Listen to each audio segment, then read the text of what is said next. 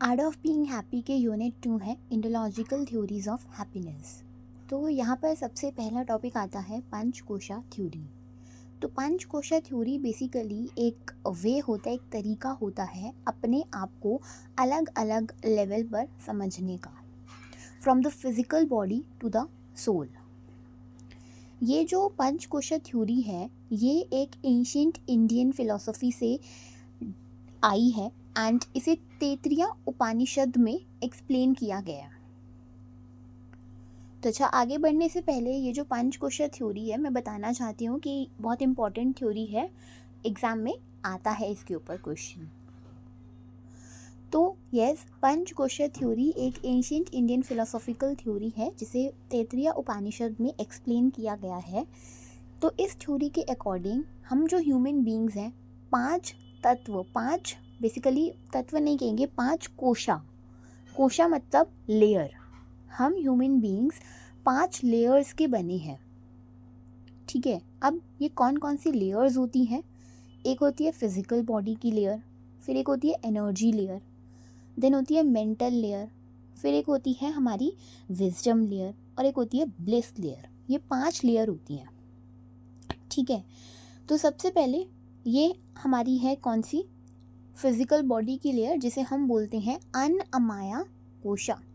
ये जो नाम है, जैसे अन्नमया कोशा, प्राणमया कोशा, मनोमया कोशा, विजनन्नमया कोशा, आनंदमया कोशा, ये सब आपको लर्न करना है, ठीक है। एग्ज़ाम में अगर आप इसे लिखोगे तो एक अच्छा इम्प्रेशन बनता है। एंड लाइक आपने देखा भी होगा, अगर आपको कॉलेज में अगर प्रोफेसर ने पढ़ाया होगा तो उन्होंने ये ज़रूर मेंशन करा होगा, जैसे फिजिकल बॉडी की लेयर है वो क्या है? अन्नमया कोशा है। तो ये जो लेयर होती है ये हमारी बॉडी की सबसे आउटरमोस्ट लेयर होती है ह्यूमन बीइंग की। इसमें क्या आता है? इसमें मतलब this is the outermost layer of who we are, the physical body that we can see, जिसे हम देख सकते हैं, जिसे हम टच कर सकते हैं, जिसे हम फील कर सकते हैं। ये बेसिकली फूड की बनी होती है ना। सेल से टिश्यू बनता है, टिश्यू से ऑर्गन, ऑर्गन से organ system, then organism, right. तो ये जो लेयर है it is made up of food and ये ग्रो करती रहती है because of the nourishment we take in, मतलब the nutrients that we are consuming. इसमें जैसे हमारी स्किन, हमारे बोन्स, मसल्स, ऑर्गन्स, ये सब आता है जो मतलब हमारा फिजिकली जो दिख रहा है एक ह्यूमन बीइंग में। अब इस लेयर का हम कैसे ध्यान रख सकते हैं? By eating healthy food, proper exercise करो, प्रॉपर रेस्ट करो, ठीक है। तो इस लेयर का नाम है अन्नमया कोशा। अन्न मतलब खाना, ठीक है। फिर नेक्स्ट आती है प्राणमया कोशा, एनर्जी लेयर, ठीक है। तो ये जो लेयर है ये हमारी फिजिकल बॉडी को जिंदा रखती है, ठीक है। तो prana is basically, prana flows through our breath and control functions like heart beat, digestion, movement. हमारी बॉडी में जितने भी फिजियोलॉजिकल फंक्शंस हैं, डाइजेशन, रेस्पिरेशन, एक्सक्रीशन, सर्कुलेशन, ठीक है। तो ये सब किस में आता है? ये सब एक एनर्जी लेयर में आता है, प्राणमया कोशा में आता है, ठीक है। एग्जाम्पल जैसे the air you breathe in and the energy you feel after doing yoga और exercise are part of this kosha. कोशा मतलब लेयर। अब हम इस लेयर का कैसे ध्यान रख सकते हैं? By doing deep breathing exercise, yoga, ठीक है। स्टेइंग एक्टिव रहो, प्राणायाम करो। फिर नेक्स्ट आती है मनोमया कोशा यानी मेंटल लेयर। मनोमया, मन, यहाँ पे मन आ रहा है, ठीक है। मन यानी like it represents the mind. हमारी क्या सोच है, हमारी क्या इमोशंस हैं, मेमोरीज, हम क्या सोचते हैं, क्या फील करते हैं, क्या रिएक्ट करते हैं, ये सब आता है मनोमया कोशा में यानी मेंटल लेयर में, ठीक है। हैप्पीनेस, एंगर, स्ट्रेस, क्रिएटिविटी, ये सब आता है मनोमया कोशा में। एंड इसका हम कैसे ध्यान रख सकते हैं? By calming your mind with meditation, reducing stress, positive सोचो। देन नेक्स्ट आती है हमारी विजनन अमाया कोशा यानी विजडम लेयर। ठीक है, ये बेसिकली जो लेयर होती है ये हेल्प करती है एक ह्यूमन बीइंग को डिसाइड करने में क्या चीज़ गलत है क्या चीज़ सही है। ये सेल्फ अवेयरनेस, इंट्यूशन बेसिकली इसमें आता है। कभी कभी हमें ऐसे लगता है ना कि अंदर से यार ये चीज़ ना गलत है, एक अंदर से एक इंट्यूशन आ जाता है, एक फीलिंग आ जाती है ना। तो ये लेयर विजडम की है, अंडरस्टैंडिंग की है। तो एग्जाम्पल जैसे your ability to think deeply, learn new things, feel connected to something greater. इसका हम कैसे ध्यान रख सकते हैं? By learning, practising mindfulness, connecting with your inner self. ठीक है, माइंडफुलनेस का मतलब क्या होता है? माइंडफुलनेस का मतलब होता है कि जैसे कि फॉर एग्ज़ाम्पल हम जैसे मान लो कॉलेज जा रहे हैं, ठीक है, और हम मेट्रो से कॉलेज ट्रैवल कर रहे हैं, तो हमारा रेगुलर रूटीन क्या रहता है कि मेट्रो पे गए, फ़ोन पे लाइक कुछ थोड़ा बहुत देख लिया और कॉलेज पहुँचे, क्लास अटेंड की, फ्रेंड से बात की, घर आ गए। यही रहता है हमारा। माइंडफुलनेस का मतलब क्या है कि हम कॉलेज जा रहे हैं, मेट्रो से जा रहे हैं, हम अपने आसपास की चीज़ों को अच्छे तरीके से ऑब्ज़र्व कर रहे हैं। ठीक है, हम ये नहीं कि एक पर्टिकुलर चीज़ को देख रहे हैं, हम बहुत सारी चीज़ों को ऑब्ज़र्व कर रहे हैं।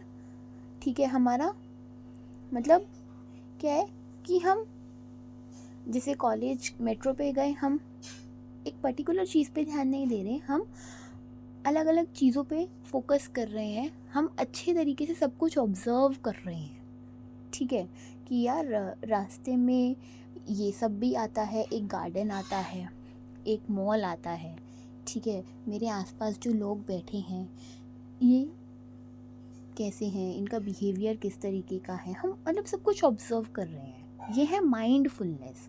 ठीक है, फिर connecting with your inner self. Then next आता है आनंद माया कोशा यानी ब्लिस लेयर। ये सबसे अंदर वाली लेयर होती है, इनरमोस्ट लेयर होती है, जहाँ पर प्योर हैप्पीनेस और पीस एग्जिस्ट करती है। आनंद माया, आनंद, आनंद मतलब हैप्पीनेस। ठीक है, it's beyond the mind and body, it is the part of you that feels deep Joy and contentment. मतलब कि हमारी बॉडी की वो लेयर जहाँ पर हम बहुत ही ज़्यादा प्योर हैप्पीनेस जहाँ पर है, एकदम पीस एग्जिस्ट कर रहा है। अब लाइक आपने देखा होगा कि जैसे हम फॉर एग्जांपल किसी स्पिरिचुअल प्लेस पर जाते हैं, तो वहाँ पर क्या होता है कि हम एकदम बहुत ही अच्छा फील करते हैं, एक अंदर से ही एक प्योर पीस आता है, एक प्योर हैप्पीनेस आता है। क्यों? क्योंकि यहाँ पर हम एक डीप जॉय, एक डीप कंटेंटमेंट फील कर रहे हैं। और कभी कभी ऐसा भी होता है ना कि हम बिना किसी रीज़न के हम बहुत ही हैप्पी फील कर रहे हैं, like there is no reason, we are feeling just happy, we are feeling loveful, we are feeling enjoyable। ठीक है, तो example moments of pure joy like feeling happy for no reason और being in love with life itself. हमें अपनी life से ही प्यार है। अब how to care for it? by practicing gratitude, living in the present moment, connecting with your soul through meditation or spiritual practices। ठीक है, तो ये हमारे 5 कोशाज हैं। कौन कौन से? अन्नमाया कोशा, प्राणमाया कोशा, मनोमाया कोशा, विजनन अमाया कोशा, आनंदमाया कोशा। आई नो थोड़ा मतलब डिफ़िकल्ट है नेम लर्न करने में, बट लिख कर थोड़ा प्रैक्टिस कर लेना, हो जाएगा। देन उसके बाद नेक्स्ट हमारा टॉपिक आता है आइडिया ऑफ वेल बीइंग। तो वेल बीइंग का मतलब क्या होता है? Feeling good, healthy, happy in your life. It's not just about avoiding sickness but living a balanced and meaningful life. मतलब कि हर एक तौर तरीके से हम एक हैप्पी लाइफ जी रहे हैं, एक मीनिंगफुल, एक बैलेंस्ड लाइफ जी रहे हैं। जैसे फॉर एग्जाम्पल खाने में अब जैसे न्यूट्रिएंट्स होते हैं, अपने बैलेंस्ड न्यूट्रिशन के बारे में कभी सुना होगा कि बैलेंस्ड न्यूट्रिशन में क्या होता है, एक ऐसा पोर्शन जिसमें प्रॉपर अमाउंट ऑफ कार्बोहाइड्रेट है, प्रोटीन है, विटामिन है, मिनरल्स हैं, वाटर है ना, वो एक बैलेंस्ड न्यूट्रिशन होता है। अगर जैसे मतलब कोई चीज़ मान लो अगर ज़्यादा है, जैसे कार्बोहाइड्रेट का लेवल बहुत ज़्यादा है और उसमें प्रोटीन बहुत कम है, विटामिन बहुत कम है, तो वो एक बैलेंस्ड न्यूट्रिशन नहीं कहलाएगा, है ना। तो सिमिलरली एक बैलेंस्ड लाइफ होती है, एक मीनिंगफुल लाइफ होती है। बैलेंस्ड लाइफ का मतलब क्या है कि आप हर एक तौर तरीके से, जैसे physically, mentally, emotionally, socially, spiritually, financially, आप हर एक चीज़ में क्या हो, आप हर एक चीज़ में बेटर हो, ठीक है। फिज़िकल वेलबींग मतलब कि हमारी जो फिज़िकल बॉडी है वो हेल्दी है, हम हेल्दी खाते हैं, प्रॉपर एक्सरसाइज करते हैं, प्रॉपर स्लीप लेते हैं, राइट। तो फिज़िकली आप कैसे हो, ये आता है फिज़िकल वेलबींग में। फिर मेंटल वेलबींग मतलब कि हमारी पॉजिटिव थॉट्स हैं, हमारा स्ट्रेस जो है वो मैनेज्ड है, हमारा हेल्दी माइंड है, ठीक है। देन इमोशनल वेलबींग मतलब कि हम अपनी फीलिंग्स को समझते हैं, मैनेज कर पाते हैं। सोशल वेलबींग मतलब हमारे इंटरपर्सनल रिलेशनशिप्स। स्पिरिचुअल वेलबींग मतलब mindfulness, faith, values, meditation, prayer, appreciating nature, ये सब स्पिरिचुअल वेलबींग में आता है। फाइनेंशियल वेलबींग मतलब कि एक secure about money, being able to afford your needs, ठीक है, स्पेंडिंग वाइजली, ये सब आता है फाइनेंशियल वेलबींग में, right. Then how to feel better, आप कैसे बेटर फील कर सकते हो, सब्जेक्टिव है ना। लाइक मैंने क्या क्या यहाँ पर एक्सप्लेन करा है, अच्छा खाना खाओ, है ना, एक्सरसाइज करो, प्रॉपर टाइम पर सो, रिलैक्स करो, अपने जिन लोगों के साथ आपको अच्छा फील होता है उन लोगों के साथ टाइम स्पेंड करो, पॉजिटिव सोचो, अच्छी चीज़ों के ऊपर फोकस करो, है ना, ऐसा काम करो जिसमें आपको एंजॉय फील होता है, छोटे छोटे गोल सेट करो, ठीक है। तो वेल बीइंग इन टोटल है क्या, caring for your body, mind, heart, so that you can live a happy and peaceful life. Next topic आता है idea of self and others. Self मतलब अपने बारे में, अदर्स मतलब दूसरों के बारे में, ठीक है। तो it helps us understand our identity, relationship and how we interact with others. Self is basically about how we see and understand who we are. हम अपनी फीलिंग्स को, अपने थॉट्स, एक्सपीरियंसेस, पर्सनालिटी, वैल्यूज़, ये सब आता है किसमें, हमारे सेल्फ में, अपने बारे में, ठीक है। तो सेल्फ हम अपने आप को कैसे शेप कर सकते हैं, पर्सनल एक्सपीरियंसेस से। एक्सपीरियंसेस जो होते हैं एक लाइफ लेसन देते हैं हमें, ठीक है। Society, family, culture, environment, then how we think about ourself, right. जैसे कि I am kind and creative reflects what you think about yourself. जैसे अपनी खुद की स्ट्रेंथ और अपनी खुद की वीकनेस के बारे में हमें पता है, ठीक है। अब जैसे बहुत मुश्किल होता है कि अपनी 5 स्ट्रेंथ बताना और 5 वीकनेस बताना, ठीक है। तो ये आपके लिए भी एक टास्क मैं आपको देना चाहती हूँ कि आप भी अपनी कोई 5 स्ट्रेंथ और 5 वीकनेस सोचो कि आप किस चीज़ में अच्छे हो और किस चीज़ में बुरे हो, और जिस जिस चीज़ में आप बुरे हो उसके ऊपर प्रैक्टिस करो, एक सेल्फ इम्प्रूवमेंट करो, ठीक है। देन अदर मतलब कि रेफर टू द पीपल और things outside of us, different from our self. मतलब कि यहाँ पर it can be individual, groups, cultures that we compare our self to. Understanding the other help us build empathy and relationship. Example जैसे कि recognising that another person has different belief और experiences than you. हो सकता है कि मान लो हम एक मूवी देखने गए हैं, तो क्या होगा, आपको वो मूवी मान लो अच्छी लगी है, तो ज़रूरी नहीं है कि जो बाकी के लोग हैं उन्हें भी वो मूवी अच्छी लगी हो सकता है उन्हें वो मूवी अच्छी नहीं लगी हो, ठीक है। अब पेपर में भी तो ऐसे ही होता है, कुछ लोगों का पेपर अच्छा होता है और कुछ लोगों का पेपर अच्छा नहीं होता है ना। तो आप अलग हो और सामने वाला अलग है, सबके अलग अलग बिलीफ हैं, सबके अलग अलग वैल्यूज़ हैं, सबके अलग अलग एक्सपीरियंसेस होते हैं।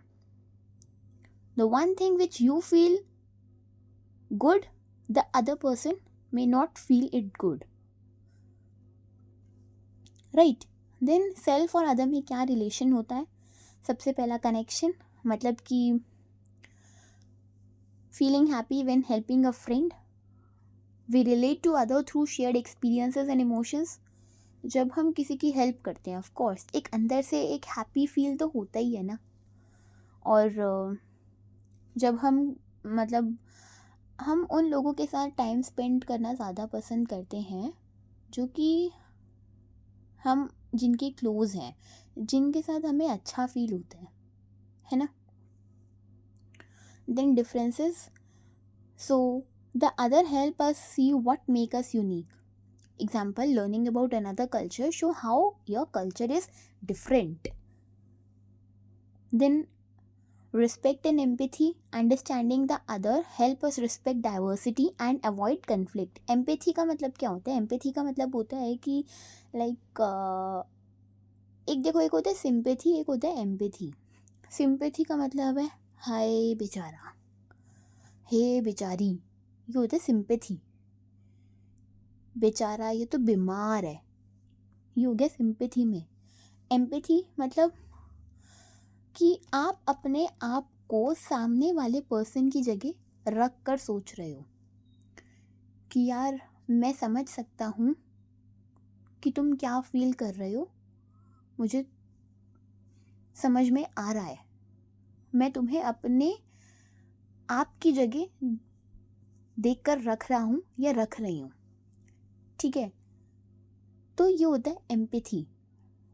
कि मान लो जैसे फॉर एग्जाम्पल कि आपको कभी जॉन्डिस हुआ था, ठीक है, और आप रिकवर हो गए, तो सामने वाले पर्सन को भी जॉन्डिस हो गया लेट्स से, तो आप उसकी फीलिंग को समझ पा रहे हो, वो आपके बहुत क्लोज है, तो आप उसे समझ पा रहे हो कि यार मुझे भी ये प्रॉब्लम हुई थी, तो मैंने भी बहुत बुरा फील करा था, अब तुम्हें ये प्रॉब्लम हुई है तो मुझे तुम्हारे लिए भी बहुत बुरा फील हो रहा है, राइट।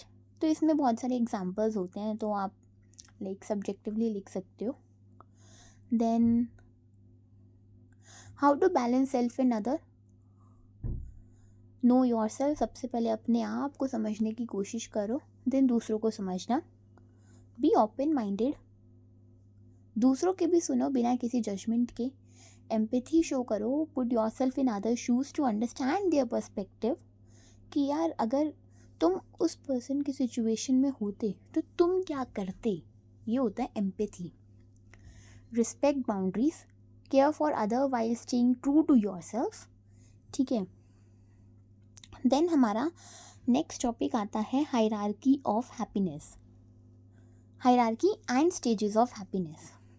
मतलब कि it's like a climbing a ladder, each step builds on the one below it. कहने का मतलब है कि हैप्पीनेस तक पहुंचने की बहुत सारी स्टेजेस होती हैं। तो ये इसमें एक टॉपिक है मैस्लो हायरार्की ऑफ नीड्स, तो पेपर में आपको यही समझाना होगा, ठीक है। तो मैस्लो हायरार्की ऑफ नीड्स में उसने क्या बोला कि सबसे पहले क्या होता है लाइफ में, जो बेसिक नीड्स होती हैं, रोटी कपड़ा मकान प्रॉपर स्लीप, ये बहुत ज़रूरी होती है, ठीक है। अगर आपने इस लेवल को पूरा कर लिया, फिर दूसरी आती है हमारी सेफ्टी एंड सिक्योरिटी की needs. Safety and security needs मतलब कि आपका प्रॉपर एक घर है, पैसे हैं, आप बेसिक नीड्स को फुलफ़िल कर पा रहे हो, ठीक है। जब आपकी ये वाली नीड्स पूरी हो जाती हैं तो एक आती है लव एंड बिलोंगिंगनेस की नीड, मतलब रिलेशनशिप, आपके जो इंटरपर्सनल रिलेशनशिप्स हैं, फैमिली फ्रेंड्स पार्टनर्स, ये कैसे हैं, ये आती है हमारी तीसरी नीड्स में। जब ये फुलफ़िल हो जाती हैं तो नेक्स्ट आता है सेल्फ इस्टीम, मतलब कि एक कॉन्फिडेंस, एक रिस्पेक्ट। यहाँ पर हम अपने बारे में क्या सोचते हैं, है ना, हम यहाँ पर मतलब एक ऐसी स्टेज जहाँ पर हम रिस्पेक्ट चाहते हैं, हम अपने गोल्स को अचीव करना चाहते हैं, ये सब आता है सेल्फ एस्टीम में। फिर जब ये पूरा हो जाता है तो नेक्स्ट आता है सेल्फ एक्चुअलाइजेशन। ये एक हमारी नीड का एक सबसे हाईएस्ट लेवल होता है, जहाँ पर बेसिकली क्या होता है, it comes from doing what you truly love and fulfilling your potential. मतलब कि यहाँ पर हम अपने आप को, जो हमारा बेस्ट वर्जन होता है, वो सब आता है सेल्फ एक्चुअलाइजेशन में। मतलब pursuing a dream, helping others, creating something meaningful brings deep happiness and fulfilment, right. Then next आता है स्टेजेस ऑफ हैप्पीनेस।